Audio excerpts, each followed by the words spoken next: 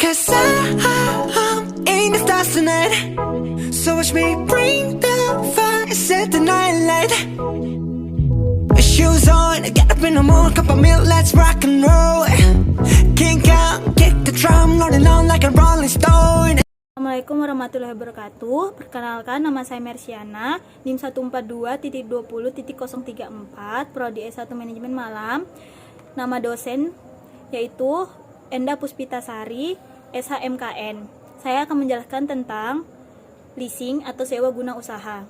Kegiatan utama perusahaan sewa guna usaha adalah di bidang pembiayaan untuk keperluan barang-barang modal yang diinginkan oleh nasabah. Pengertian sewa guna usaha sesuai keputusan Menteri Keuangan nomor 1169 garing KMK titik 01 garing 1 1991 adalah kegiatan pembiayaan dalam bentuk penyediaan barang modal baik secara sewa guna usaha dengan hak opsi finance lease maupun sewa guna usaha tanpa hak opsi atau operating lease untuk digunakan oleh lease selama jangka waktu tertentu berdasarkan pembayaran secara berkala.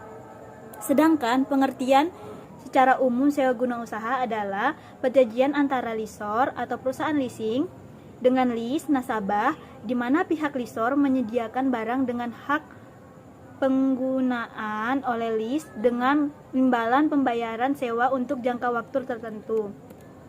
Kegiatan leasing menurut Kepres nomor 61 tahun 1988 dalam keputusan Menteri Keuangan nomor 1251 garing KMK titik 013 garing 1988 tanggal 20 Desember 1988. Lembaga pembiayaan menurut ketentuan ini dimungkinkan untuk melakukan salah satu dari kegiatan pembiayaan seperti yang pertama sewa guna usaha atau leasing, yang kedua modal venture atau venture capital, yang ketiga anjak piutang atau factoring, yang keempat pembiayaan konsumen atau consumer finance, yang kelima kartu kredit atau credit card. Pihak-pihak yang terlibat di dalamnya dalam pemberian fasilitas leasing dan masing-masing pihak mempunyai hak dan kewajiban masing-masing pihak dalam melakukan kegiatannya selalu bekerja sama dan berkaitan satu sama yang lain melalui kesepakatan yang dibuat bersama. Pihak-pihak yang terlibat dalam proses pemberian fasilitas leasing adalah sebagai berikut. Yang pertama, lessor. Lessor adalah perusahaan leasing yang membiayai keinginan para nasabahnya untuk memperoleh barang-barang modal. Yang kedua, lease atau nasabah yang mengajukan permohonan leasing kepada lessor untuk memperoleh barang modal yang diinginkan. Yang ketiga, supplier. Supplier adalah pedagang yang menyediakan barang yang akan di-leasing sesuai perjanjian antara lessor dan dengan lease. Dan di dalam hal ini supplier juga dapat bertindak sebagai lessor. Yang keempat, asuransi. Perusahaan yang akan menanggung resiko terhadap perjanjian antara lessor dengan leasing dengan lease. Dalam hal ini, lease dikenakan biaya asuransi dan apabila terjadi sesuatu, maka perusahaan akan menanggung resiko sebesar sesuai dengan perjanjian terhadap barang-barang yang akan dileasingkan. Adapun kegiatan leasing. Kegiatan-kegiatan yang dilakukan antara satu perusahaan leasing dengan perusahaan leasing lainnya dapat berbeda-beda di dalam surat keputusan Menteri Keuangan nomor 1169 garing KMK titik 01 garing 1991 tanggal 21 November 1991. Yang pertama, kegiatan leasing dapat dilakukan dengan dua cara, yaitu dengan cara melakukan sewa guna usaha dengan hak opsi bagi lease atau finance lease. Persyaratannya adalah jumlah pembayaran sewa guna usaha dan selama masa sewa guna usaha pertama kali ditambah dengan nilai sisa barang yang dileaskan harus dapat menutupi harga perolehan barang modal yang dileaskan dan keuntungan bagi pihak lessor. Yang kedua, dalam perjanjian sewa guna usaha memuat ketentuan mengenai hak opsi bagi lease. Yang kedua, melakukan sewa guna usaha dengan tanpa hak opsi bagi lease atau operating lease.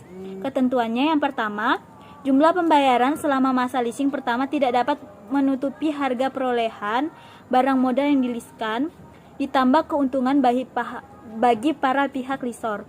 Yang kedua, di dalam perjanjian leasing tidak memuat mengenai hak opsi bagi lease.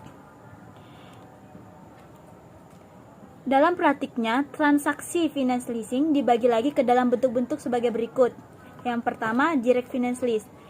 Transaksi ini dikenal juga dengan nama true lease, di mana pihak lessor membeli barang modal atas permintaan lease dan sekaligus menyewa gunakan barang tersebut kepada lease. Lease dapat menentukan spesifik barang yang diinginkan termasuk penentuan harga dan suppliernya. Yang kedua, sales dan leaseback. Proses dilakukan di mana pihak lease menjual barang modalnya kepada lessor untuk dilakukan kontrak sewa guna usaha atas barang tersebut antara lease dan lessor. Metode ini biasanya digunakan untuk menambah modal kerja pihak lease. Sedangkan dalam operating lease di mana pihak lessor sengaja memberi barang modal untuk kemudian dileaskan kepada pihak lease, biaya yang dikenakan terhadap lease adalah biaya yang dikeluarkan untuk memperoleh barang yang dibutuhkan oleh lease. Berikut bunganya. Jenis-jenis perusahaan leasing. Jenis-jenis perusahaan leasing dalam menjalankan kegiatannya dibagi menjadi 3 kelompok, yaitu independent leasing. Independent leasing merupakan perusahaan leasing yang berdiri sendiri, dapat sekaligus sebagai supplier atau membeli barang-barang modal dari supplier lain untuk dileaskan. Yang kedua, captive lessor. Dalam perusahaan leasing jenis ini, produsen atau supplier mendirikan perusahaan leasing dan yang mereka leaskan adalah barang-barang milik mereka sendiri.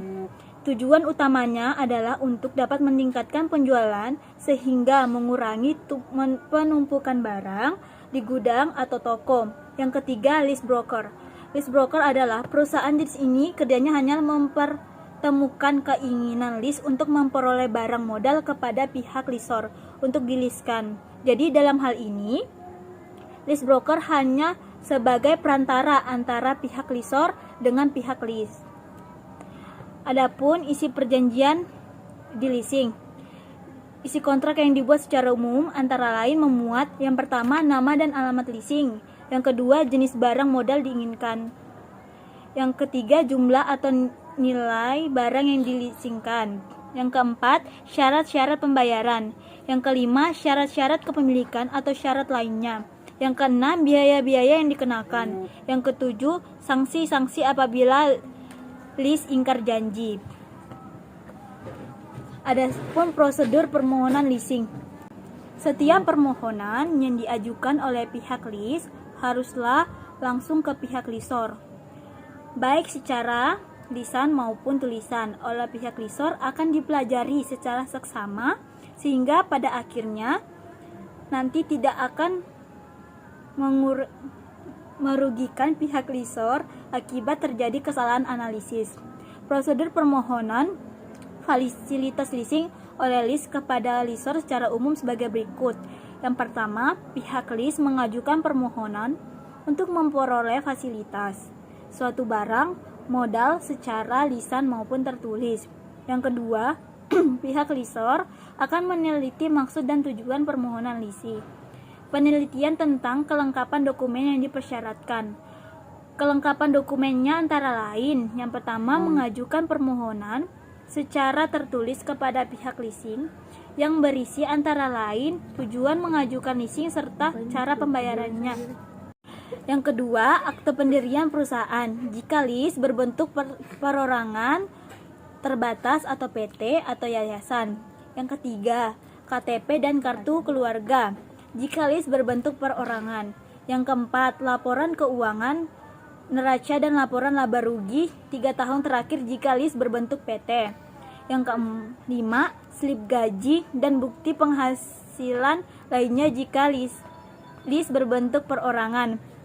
Yang ketujuh, NPWP, nomor pokok wajib pajak, baik untuk perorangan atau perusahaan. Yang ketiga, sikap dokumen yang dibutuhkan sudah lengkap, maka lessor memberikan informasi tentang persyaratan dalam perjanjian kontrak.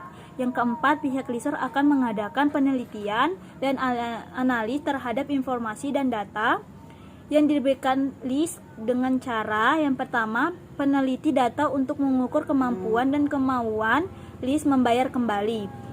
Peneliti ini dapat dilakukan dengan 5C, yaitu karakter, capacity, capital, condition, collateral. Yang kedua, peneliti langsung ke lokasi di mana list punya hubungan. Yang kelima, penelitian dilakukan untuk mengukur kemampuan nasabah membayar dengan disertai kebenaran informasi dan data yang ada di lapangan. Dari hasil penelitian ditarik 3 kesimpulan, yaitu menolak permohonan list dengan alasan tertentu. Yang kedua, masih dipertimbangkan dengan catatan ditunda atau permohonan belum dapat diproses sampai jangka waktu tertentu dengan berbagai alasan. Yang ketiga, menerima permohonan list karena telah sesuai dengan keinginan lisor. Yang keenam, jika permohonan list telah diterima pihak lisor, maka pihak lisor mengadakan pertemuan dengan pihak list tentang persyaratan yang harus dipenuhi, antara lain penandatanganan surat perjanjian serta biaya-biaya yang harus dibayar oleh list. Yang ketujuh, pihak list membayar sejumlah kewajibannya dan menandatangani surat perjanjian antara list dengan lisor. Yang kedelapan, pihak lisor melakukan pemesanan kepada pihak supplier sesuai dengan barang yang diinginkan list dan membayar sesuai dengan perjanjian dengan pihak supplier. Yang kesembilan, pihak lisor juga menghubungi serta membayar premi asuransi yang sudah disetor list sebelumnya kepada pihak lisor. Yang kesepuluh, pihak supplier mengirim barang sesuai dengan surat perusahaan dan surat bukti pembayaran yang telah dilakukan oleh lisor. Yang ke-11, pihak lisor juga mengirim polis asuransi kepada list setelah diterbitkan oleh pihak lisor atas nama list. Adapun sanksi-sanksi yang akan diberikan pihak lisor kepada pihak list apabila list tidak memenuhi kewajibannya kepada pihak lisor sesuai kesepakatan yang telah disepakati. Yang pertama, berupa teguran lisan supaya segera melunasi. Yang kedua, jika teguran lisan tidak digubris, maka akan diberikan teguran tertulis, dikenakan denda sesuai perjanjian. Yang keempat, penyitaan barang yang dipegang oleh list. Adapun aspek hukum leasing sebagai perjanjian tidak bernama. Perbedaan sewa guna usaha dengan sewa menyewa. Yang pertama, sewa guna usaha tidak diatur KUHP Perdata. Yang kedua, merupakan suatu metode pembiayaan. Yang ketiga, ada pembatasan status lisor antara PT atau koperasi. Yang keempat, lisor merupakan pemilik barang modal. Yang kelima, objeknya merupakan barang modal. Yang keenam, sebagai perbuatan bisnis. Yang ketujuh, imbalan jasa bagi lisor berupa pembayaran berkala terhadap harga barang. Yang kedelapan, jangka waktu sewa sangat diperhatikan. Yang kesembilan, lisor sebagai penyandang dana barang modal disediakan oleh supplier atau list. Yang kesepuluh, kewajiban leasing. Untuk membayar imbalan jasa tidak berhenti atau berkurang walaupun objek leasing musnah atau leasing belum menikmati kegunaan objek leasing tersebut. Adapun sewa menyewa.